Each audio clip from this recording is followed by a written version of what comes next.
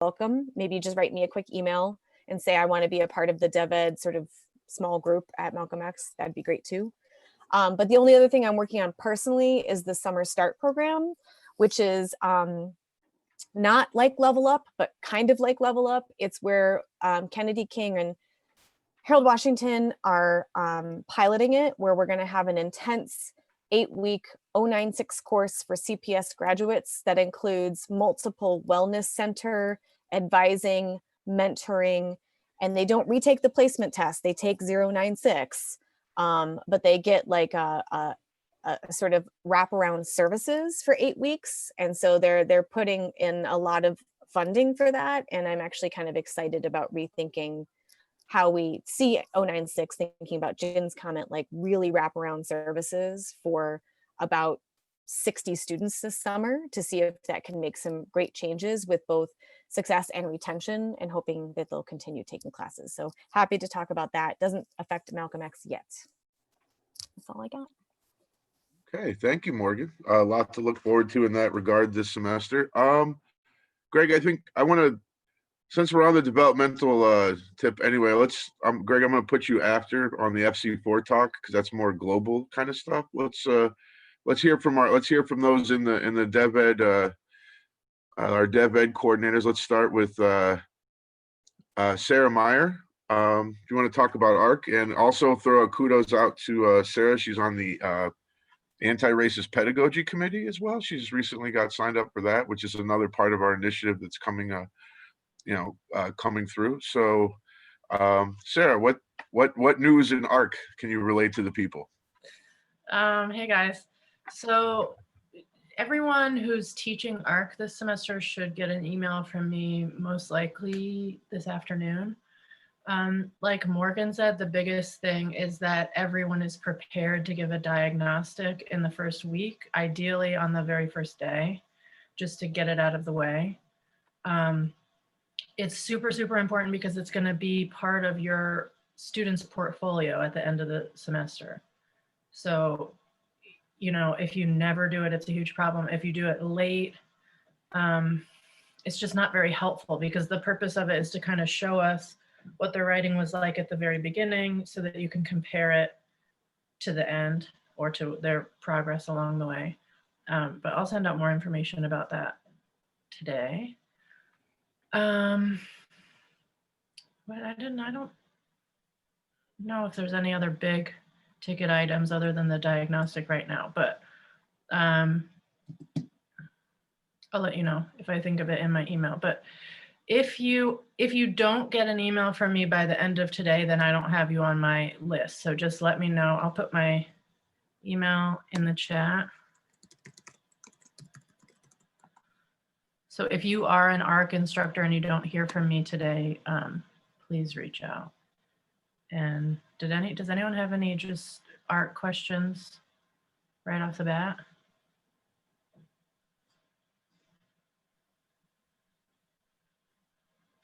Okay.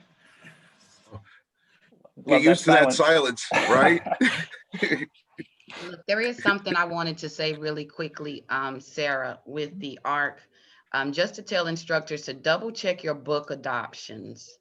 It can sometimes get a little bit confusing with the book club book, the optional books, and no matter how many times I try to purge it from the system, it doesn't seem to purge. So just kind of double check with what the students see on their end as far as books. If you need to reiterate what your book recommendation is, maybe send them out a Brightspace announcement or email, so just to keep that in mind. Yeah, thank you for that point, Lisa. I know several people have had, I saw Carrie posted in there, just keep checking your book adoptions and deal with it. And there's not too much we can do there. They switch bookstores to alleviate these problems from the last one. And it seems, meet the new bookstore, same as the old bookstore, so just bear with us. We're trying to get that aligned, as Aletha said as well. One of the issues, Andy, that I had is that, like Morgan and Aletha mentioned, it keeps reverting. So you can go and change it and it doesn't do anything. It keeps going back and going back. You have to actually call Pam in order to make sure that it sticks. ugh, Yeah. that's, I mean, I don't use, I stopped using a book through the bookstore when after the first year with Academos. So I'm Even not if you don't suggesting have that for my own. books, Yeah. even if yeah. you don't have books, Andy, they still will put books on there, and that's more important to call Pam, because what she'll do in addition to changing and making sure it's permanent, she'll also call the students and arrange for them to return books and get their money back. Okay. Thank you for that. Well, Sarah, did you have anything else to add on ARC? Because if not, I'd like to turn it over to Melanie for FS so we can get another here on our developmental. Yeah, I don't Sarah? have anything else. Okay, thank you. So Melanie, you want to speak to FS for us? Yes, I'm in the process of doing the training. Right now I have 84 slides. I'm trying to make it more palatable for you all so that because it's going to be self-paced and I can't see anyone wanting to just go through 84 slides. So I'm trying to figure out a way to make it more interactive and where I can also get some artifacts to show that you've actually participated during the training. So it kind of mirrors what you do in the actual training. I'm also enlisting, hopefully, Carla, because she's been teaching it for the last 3 semesters, to see if there's anything new since we first started that I might want to include. I know one of the things we do as far as diagnostics that we didn't include in the earlier training is the San Diego Quick Assessment, which gives us a quick and dirty reading level for the students. And also we do what's called a 3-minute diagnostic writing exam. So that, along with the regular diagnostic, are things that I want to make sure I incorporate into the training, but I'm also trying to figure out what can I delete from the training so that it's easier for people to follow and they don't give up halfway through it, and also determining the pace so that I can give a recommendation. This semester, we did have FS on the books, but I guess it was I talked to Carla, she said it was pushed to a dynamic session.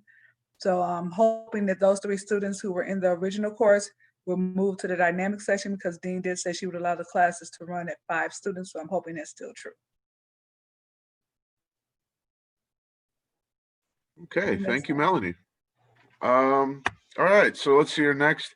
I know you've already had a meeting, you sent an email, but Mitch, anything else you want to add for the group about departmental assessment, vis-a-vis 101? Yeah, thanks, Andy. Hi, everyone. I'm Mitch Goins. I'll be serving as the Department Assessment Coordinator this semester. Like Sarah, I'll be sending out an email to all faculty members who are teaching English 101 this semester. I went through the schedule to collect emails, but if you are new and you're going to be teaching English 101 this semester, I'm going to put my email in the chat box. And if you could just send me privately your email address, I'll make sure that you're included on that email.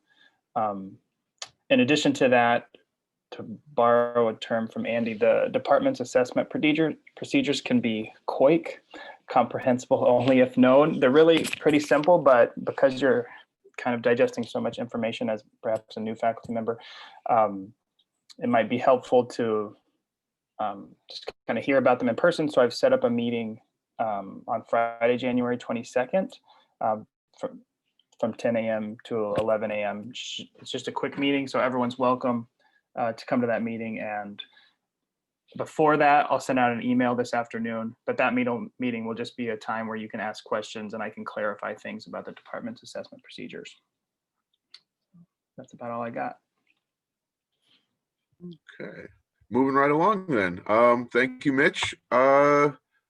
Placement news. Lonnie, do you want to, any new developments? Right, Lisa's here. So, hey, Lisa. Maybe I'll talk about the diagnostic pilot that we're doing in regards to placement and in response to the Dept findings or recommendations. Is that okay? Okay. Where's Lisa? All right. So just to, I think some of you received some email from us in regards to, participating in the diagnostic pilot program or research project that we actually have been working on this even before the recommendations came out from the Dept committee. And so we're just kind of integrating integrating the purpose, right? So for us, for the placement, it's just, and I think it really aligns with the purpose of the diagnostic pilot, right? And the recommendation for having some kind of diagnostic tool, like a more not to say standardized, because we hate that word, right? So but to just make sure that the goal is really to make sure that students are placed where they're supposed to be placed, right? And for there to be you know, an efficacious method of like moving them from one class to another because they're not supposed to be in that class. So that's really the goal of it. And so we're asking some faculty to participate in this pilot. We will provide the diagnostic tool, you know, the article that's to be read, and then the prompt that's to be given. But we're also asking if, you know, people who have been reading placement tests, you know, who have been readers, to do this, you know, to volunteer their class as part of this diagnostic project. But yeah, and that's just to, there you go. reiterate, just to reiterate, we just want to ensure that our placement practice is working. So that's part of the goal as well. Yes, yes, and like, you know, that it's valid and reliable, our placement tool, right? And then for the DevEd committee, the goal is more to make sure that there's a mechanism to move or to transfer the classes where they're supposed to be, if they are, or if they have been displaced by the RTW. So. Okay, and one more thing to add. Those of you who are reading this semester should have gotten an email that we're doing 2 readers. So make sure that you watch the little training video. It shouldn't be very much difficult than what we're already doing. But if you have questions, feel free to reach out to me and Lonnie, and we will, you know, make sure that everything runs smoothly as usual. Well, thank you for that. Excellent. Well, let's see. We're getting close to the finishing all these up. So I'm going to go back now. Greg, could you tell us a little bit about what's coming through Faculty Council? Just as a side note, I am now vice president of our local faculty council as well, with David St. John as president and Mary Pat Shepard as secretary. So our faculty council is not lying dormant. We're still active. Any news from the superstructure there, Greg, that you can supply to us about FC4? The things that matter to this body. There is some work that is going on with online classes. I'm sure some of you are aware that a selection of online classes have come to Malcolm X, which means they're housed at Malcolm X, not through Harold Washington, which has been the case. There is a committee at Malcolm X. I emailed the vice president, Katanya Webb Walker, to find out who our representatives are so we can kind of have that discussion. But that's about all that matters here. A lot of the other discussion was dealt with like how that's going on and how that's working at different schools. And then I was away for any discussion of House Bill 2170 because I was in a meeting for early college. So, but that's about it in terms of things that would affect anyone here. Okay. Well, thanks, Greg. And as you all know, Greg is also your adjunct coordinator, so he's a wealth of information. Joseph is not here, as Letha mentioned earlier. So if you were thinking about embedded tutors, he wanted to make it clear that embedded tutors are back. If you need any guidance on the protocols of getting an embedded tutor, Joseph would be your contact person because he's our liaison directly to academic support.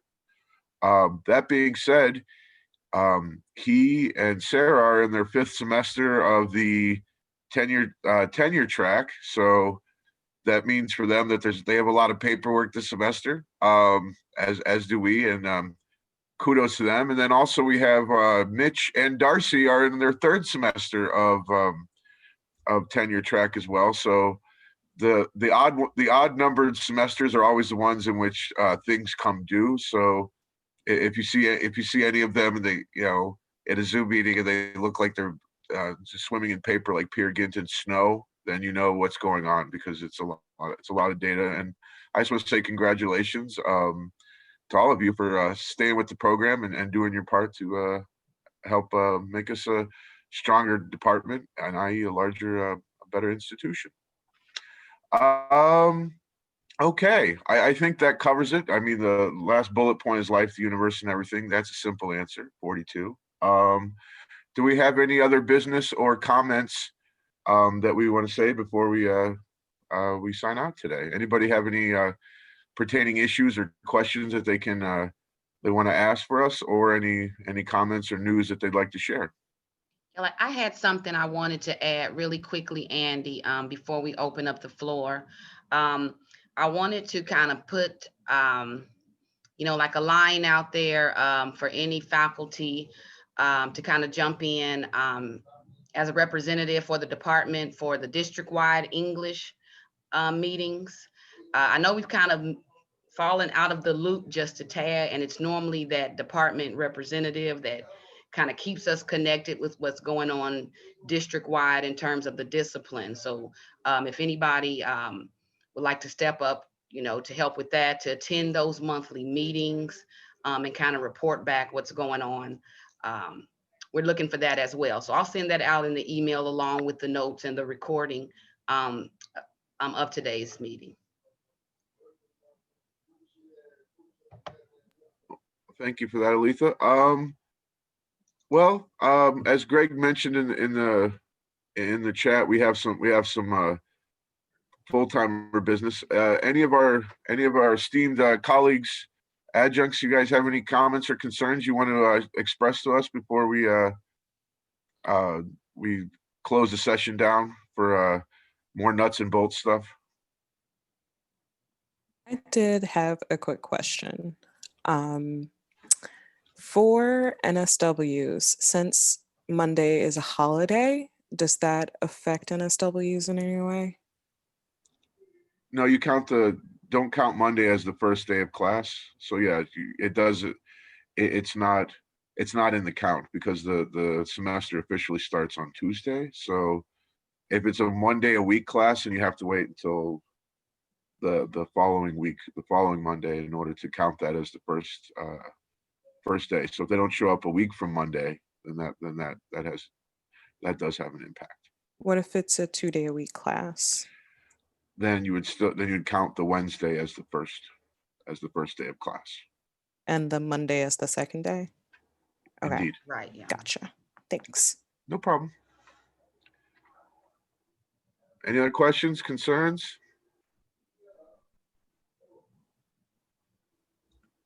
Okay, well, if for those of you who are not full-time, have a great semester. Again, any questions, concerns, comments? We've kind of established where you have to kind of go with that as well. I will be putting together a list for all our new hires of another contact person who can answer more protocol questions that might fit somewhere in between all of the different categories we've laid out today. But anyway, have a great semester. Spring 2021. It's no longer 2020. I guess that's the best I can say there. All right. Take care. Thank you. Have a good one. Guys, have a good You too. semester. Take care, everyone. Bye, everyone.